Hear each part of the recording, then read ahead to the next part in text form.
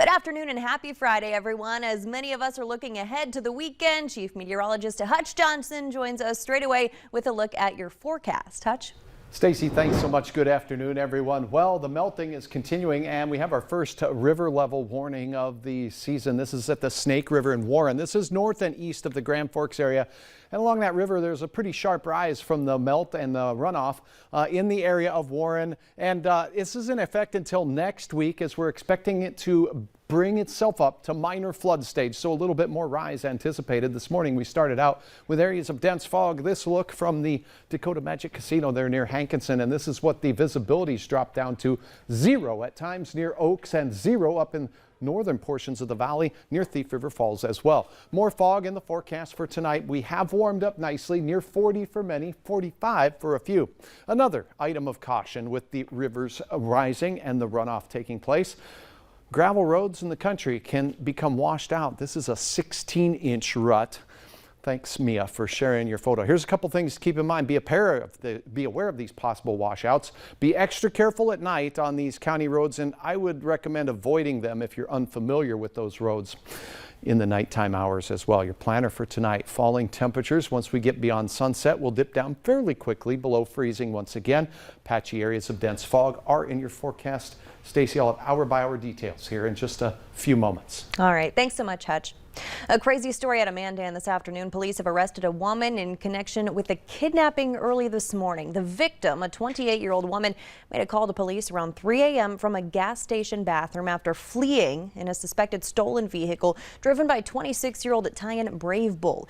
The victim told police she'd been kidnapped against her will and was threatened at knife point. Police pulled the suspect over, but they say she then drove away and crashed the vehicle and ran. A police canine found her hiding in a barrel. She was taken into custody. The victim says she ran away to that restroom and locked herself in. President Biden held a call with Chinese President Xi Jinping this morning to discuss the war in Ukraine. The two leaders spoke for nearly 2 hours. Natalie Brand has details from the White House.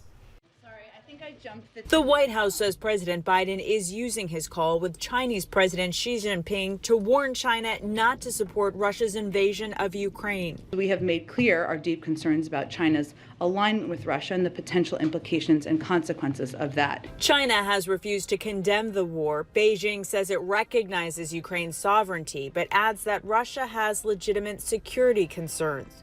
And Russia has reportedly asked China for military aid, everything from surface to air missiles to drones to MREs, food for its forces in Ukraine. China will bear responsibility for any actions it takes to support Russia's aggression, and we will not hesitate to impose costs. Kevin Rudd, Australia's former prime minister and founder of the Asia Society, says China is aware of the impact sanctions could have on their economy. They are not in the mood to suffer secondary sanctions themselves.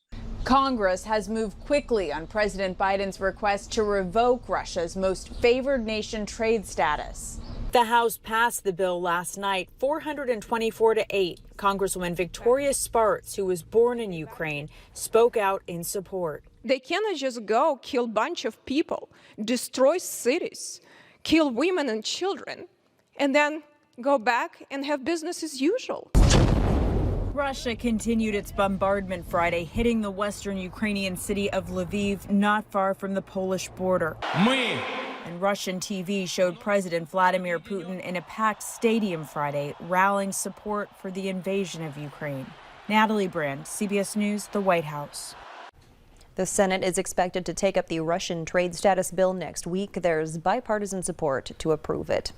Looking ahead to next week, confirmation hearings begin Monday on Capitol Hill for President Biden's Supreme Court nominee, Judge Ketanji Brown Jackson. If approved, she would be the first African-American woman to serve on the highest court in the country. She would also be the first former public defender, meaning that for years she represented defendants who otherwise couldn't afford an attorney.